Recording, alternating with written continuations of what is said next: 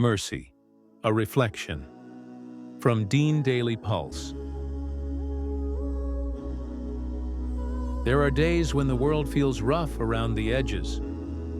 Lines at the store are moving ever so slow, inboxes are full, and someone cuts you off on the road. In those moments, it's easy to harden. But what if the next person you meet is carrying something heavy you can't see?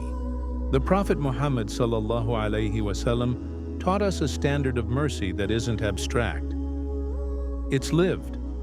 He said that if we don't show mercy to people, we shouldn't expect mercy for ourselves. That's not a threat. It's a mirror. Mercy flows through us when we let it. Allah reminds us in the Qur'an, "My mercy encompasses all things." Let that settle in for a second. All things, your stress, your missteps, your tangled thoughts at 2 a.m., your attempts to do better tomorrow. If His mercy is that wide, shouldn't ours widen too? Look at a moment from the life of the Prophet Muhammad ﷺ. A Bedouin, unfamiliar with etiquette, urinated in the mosque. People lunged to stop him. The Prophet Muhammad ﷺ told them to leave him, then gently explained, cleaned the area, and taught with patience.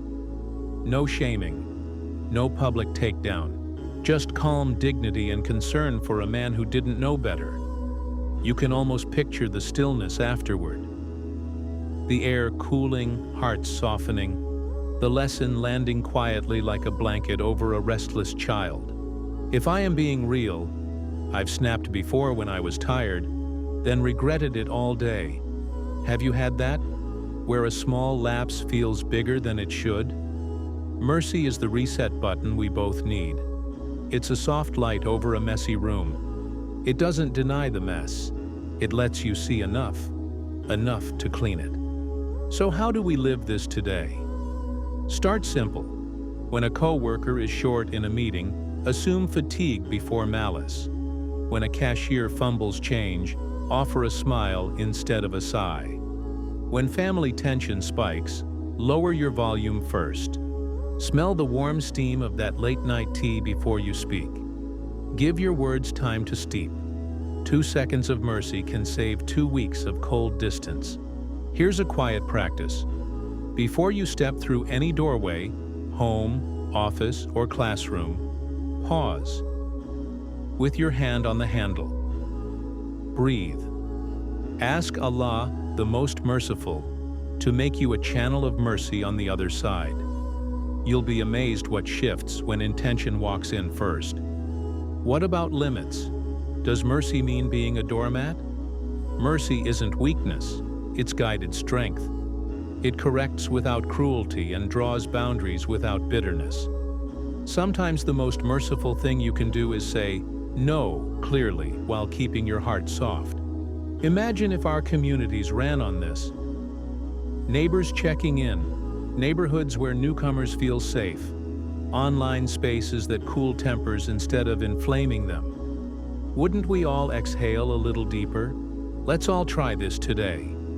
Pick one person you've been tense with and send a message of grace. Rough week for both of us, starting fresh, inshallah. Feel how that mercy unclenches your chest. Mercy is not just for them. It heals you too. Imagine the reward Allah has for a heart that forgives. Allah's mercy is limitless, and He loves to see it reflected in us. When we show mercy, we open ourselves to His divine mercy in return. Why shut the door on that? Share this with someone who could use a gentler day. And if you're that someone, this one's for you. Follow for more. Deen Daily Pulse. The heartbeat of the Ummah.